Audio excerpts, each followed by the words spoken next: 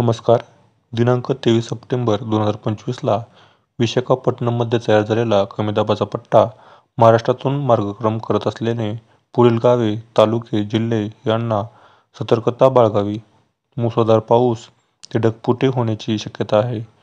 पंढरपूर, सोलापूर, तुळजापूर, बार्शी, पेठ, धाराशिव, लातूर, केज, परळी, उदगीर, माजलगाव, सेलू, नांदेड, उमरखेड, अकलूज, दापोली, खेड, प्रतापगड, गोरेगाव, दिवाघर, मुरुड, अलिबाग, पेण, लवासा, भोर, वाई, फलटण तसेच बारामती तसेच अंबड, गेवराई, पाथर्डी, पैठण, बीड, जिंतूर, परभणी, पूर्णा, गंगाखेड, ठाणे, पनवेल तसेच नरळ व कामशेत, चाकण, जुन्नर, शिरूर, अळकुटी या भागामध्ये दिनांक 30 सप्टेंबरला कमी दाबाचा पट्टा गुजरातमध्ये समोरील पोरबंदर व वेरावळ समोर अरबी समुद्रात विसावत आहे.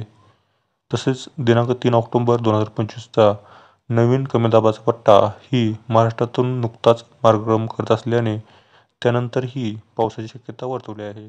धन्यवाद.